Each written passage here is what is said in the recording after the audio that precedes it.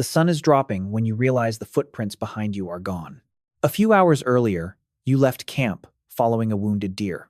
Now, the animal has disappeared. The wind has erased your trail, and every ridge around you looks as though it was designed by the same deeply unhelpful landscape architect. The most confident hunter in your group points toward a distant hill and says the camp is just beyond it. This is the third hill he has said that about. Some human traditions, apparently, are older than maps. There are no roads beneath your feet, no compass in your hand, and no satellite in the sky waiting to rescue your confidence. Walk in the wrong direction, and you do not simply arrive late. You miss water. You miss shelter.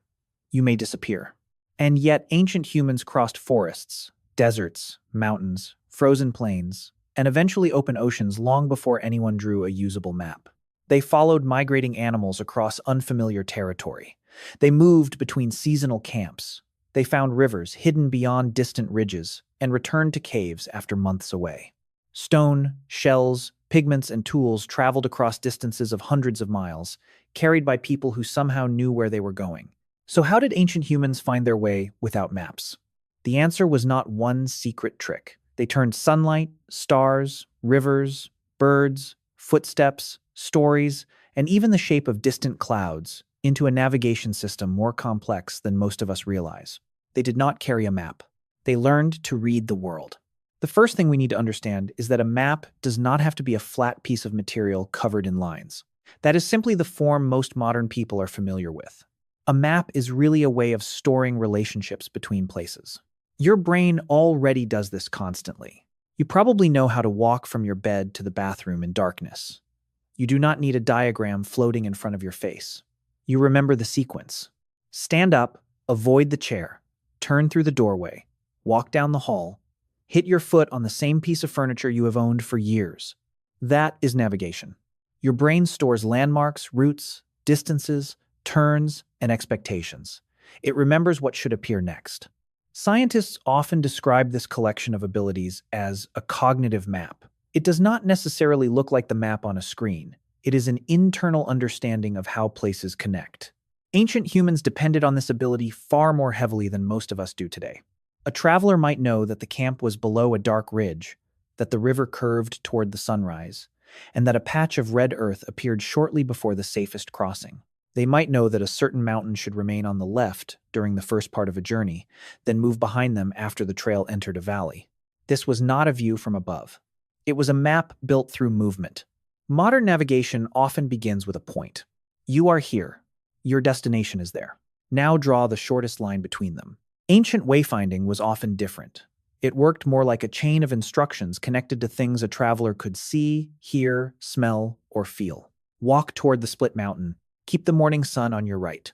Follow the river until the stones become pale. Turn where the soil begins to feel wet. Cross below the tree struck by lightning. Rest where the two ridges overlap. To someone who had never seen the landscape, those instructions might sound dangerously vague.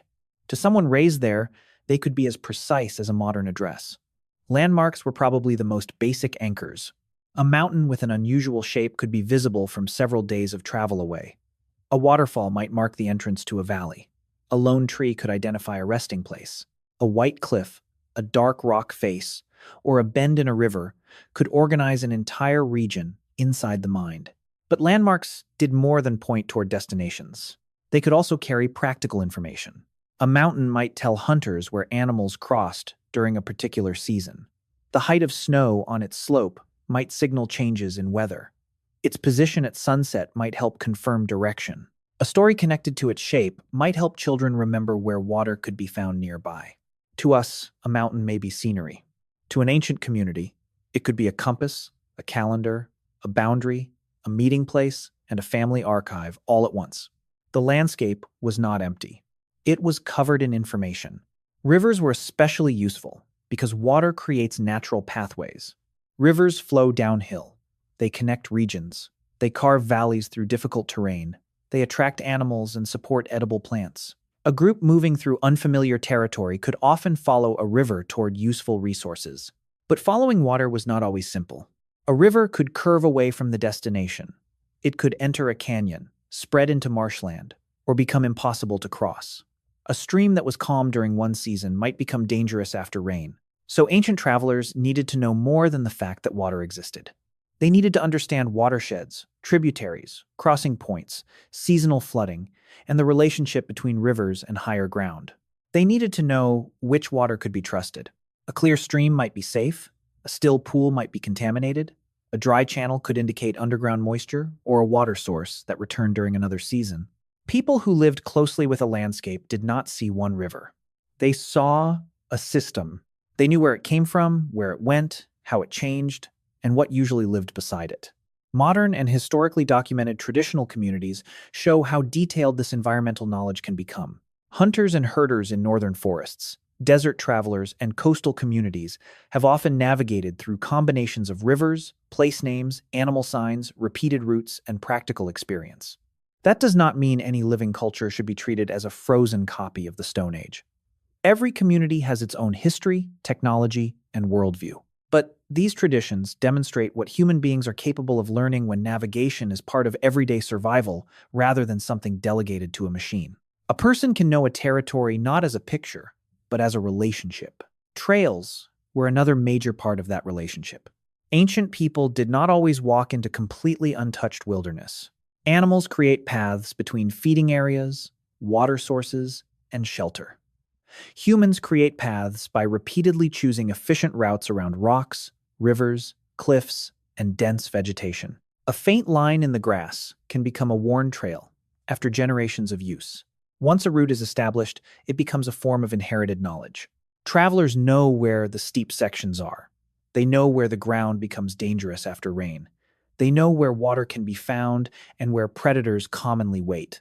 They also know which comfortable-looking cave is already occupied by something that would prefer not to share. A trail reduces uncertainty. It does not remove danger, but it turns a completely unknown landscape into a sequence of familiar decisions. Of course, not every confident guide was correct. Human beings almost certainly invented the sentence, "I know a shortcut," long before they invented writing. The difference was that an ancient shortcut did not end with an awkward turn in a parking lot.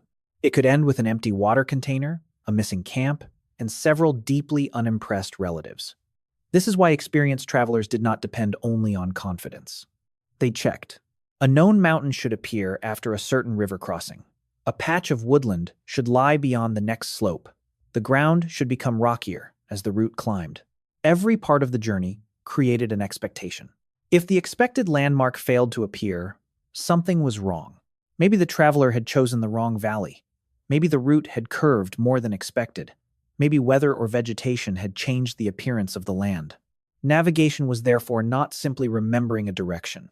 It was constantly comparing memory with reality. Ancient travelers predicted what should appear next.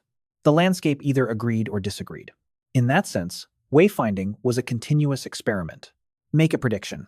Observe the result. Correct the route, but trails can disappear. Grass grows back. Rivers flood. Wind covers footprints. Snow hides everything. Fire changes forests, and landslides remove familiar features.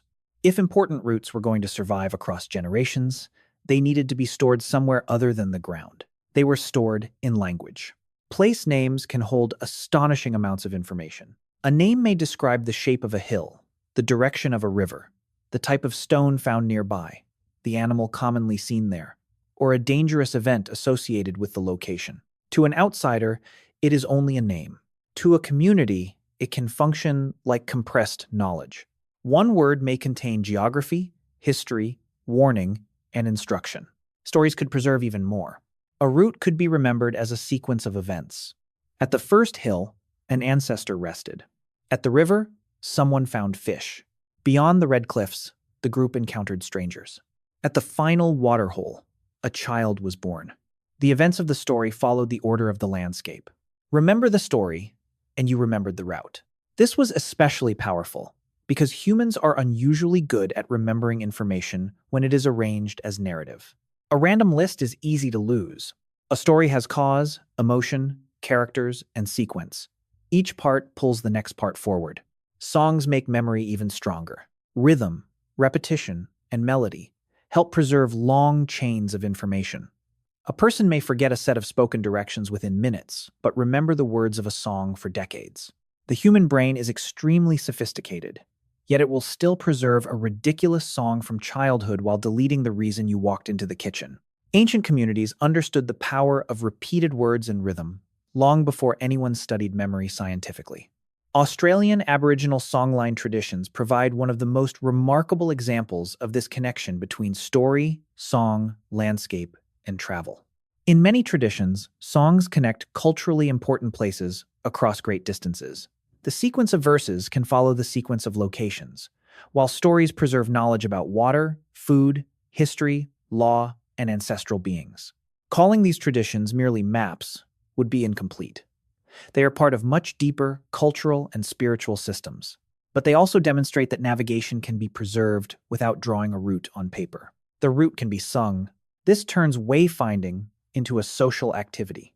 Knowledge does not belong only to one unusually talented traveler. It can be taught, repeated, tested, corrected, and carried by an entire group. Children in mobile communities would begin learning the landscape long before they were old enough to travel alone. They followed adults to water. They heard places named. They watched where hunters looked when discussing distant animals. They noticed which slopes people avoided and which stars elders checked before leaving camp. At first, a child might know only the route between the sleeping area and the nearest stream. Later, the child might learn the path to a gathering place, then the territory used during a certain season, then the routes connecting one community to another. Over years, the landscape grew inside the mind. This was not a lesson completed in an afternoon. It was an education built through thousands of journeys. During the day, the sun provided another reference. The simplified version says that the sun rises in the east and sets in the west. That is useful, but the real sky is more complicated. The exact locations of sunrise and sunset change through the year. Their movement depends on season and latitude. Hills, forests, and clouds can block the horizon. Ancient people did not need modern astronomy to notice these patterns. When you live outdoors and depend on seasonal travel, the changing position of the sun is not a distant scientific fact. It shapes your day. You notice where sunlight first touches a valley. You notice how shadows change. You notice that the sun rises near one part of a ridge during warm months and somewhere else during cold months. At midday, shadows can help establish a general direction. In the morning or evening, the sun can confirm whether a traveler is maintaining an expected course. But the sun has limitations. Clouds appear. Forests block the view. And every evening, the most important object in the daytime sky simply leaves. Fortunately, the night sky is full of information. Stars rise and set in regular patterns. Some remain close to particular parts of the sky, while others move in recognizable arcs. Their appearance changes with the seasons, creating a celestial calendar above the landscape. A skilled traveler did not need to understand the universe in modern mathematical terms. They needed to recognize patterns. A certain star rising above a certain ridge might indicate a direction. A familiar group of stars could help travelers maintain a course during the night. The changing sky could also signal when animals migrated or when weather patterns were likely to shift. But celestial navigation was not simply a matter of finding one famous star and walking toward it forever. Stars move across the sky. Clouds cover them. Mountains hide them. Some useful stars are visible only during certain seasons. A navigator therefore needed several references. If one disappeared, another could replace it. This principle becomes most impressive when we look at traditional navigation across the Pacific Ocean. Polynesian and Micronesian navigators crossed enormous areas of open water without modern compasses, printed charts, or electronic equipment. They used the rising and setting positions of stars, the direction of ocean swells, the behavior of clouds, winds, birds, floating vegetation, and other environmental signs. Their star compass was not necessarily an object carried aboard the canoe. It was a mental system. Navigators learned where important stars rose and set around the horizon. They memorized sequences of stars that could guide a voyage through the night. When one star rose too high or disappeared, another could take its place. This required extraordinary training. On land, a mountain remains where you left it. At sea, almost everything moves. The canoe moves. The water moves. The clouds move. The stars appear to move. The wind changes. The horizon looks almost identical in every direction. The ocean seems to have removed all useful landmarks and then added waves just to make the situation more personal. Yet skilled navigators found stable patterns inside that movement. Ocean swells can travel in persistent directions over long distances. Even when local winds shift, deeper wave patterns may continue. Islands can bend, block, or reflect those swells. An experienced navigator can feel changes through the movement of a canoe. Marshallese navigational traditions became famous for knowledge of these wave patterns. Navigators used teaching models made from sticks and shells to represent the interaction of swells and islands. These were not necessarily maps consulted during a voyage in the modern sense. They were tools for learning how the ocean behaved. The actual navigation happened through memory and sensation. Clouds could also reveal land. Air rising above an island can produce distinctive cloud formations. Light reflected from shallow water or vegetation may subtly affect the appearance of clouds. Birds can indicate nearby coastlines because some species leave land to feed and return later. Floating branches, seeds, or plants may suggest that land lies somewhere upwind or upstream. None of these signs is perfectly reliable. Birds wander. Clouds form for many reasons. Winds change. The ocean has never promised to cooperate. The power came from combining clues. Ancient navigation depended on redundancy. A single sign could be wrong. Several signs pointing in the same direction created confidence. On land, the sun might suggest a course. The slope of the valley might support it. A river could confirm it. Then, a familiar mountain might appear exactly where expected. At sea, a star path might establish direction. A swell could support it. Birds and clouds might indicate that land was near. The navigator was not blindly following one clue. They were building a case. This is why ancient navigation should not be described as instinct. Humans have useful natural abilities, but nobody is born knowing the route across a desert or the star paths between islands. These systems required observation, teaching, memory, and practice. They were technologies. They simply did not look like machines.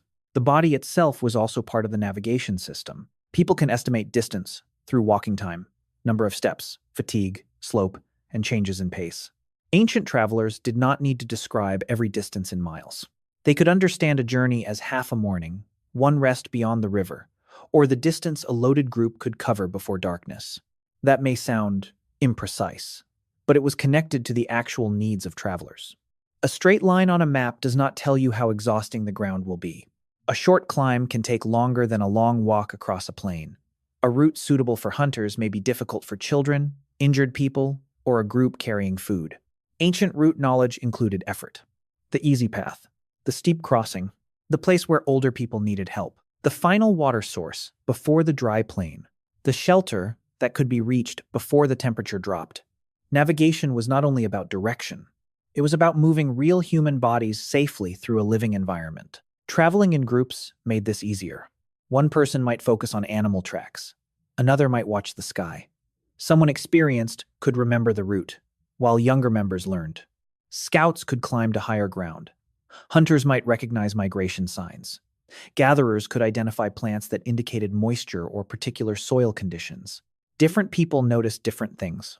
The map was distributed across the group. This also made older members valuable. A person who had traveled a route many times carried information no tool could replace. They remembered where a stream had changed course, where an old trail entered the forest, and where water sometimes survived during drought. A strong young hunter might move faster. An older traveler might know where to go, and when the strongest person announced another shortcut, the older traveler was probably the one quietly preparing to turn everyone around. Confidence was useful, but the landscape always got the final vote. The person pointing most dramatically was not automatically the person who knew the way, a lesson humanity is still struggling to learn. All of these skills help explain how humans expanded across the planet. Modern maps often show ancient migrations as large arrows crossing continents. One arrow leaves Africa, another moves across Asia, another reaches distant islands, or enters the Americas. Those arrows make migration look like a single planned expedition. But no ancient person stood at the beginning of the journey with a complete continent in mind. Most people were moving towards something nearby, a better water source, a herd of animals, a safer valley, a coastline with more food. Their children moved a little farther. Later generations learned what lay beyond the next ridge. Human expansion was not necessarily one heroic journey.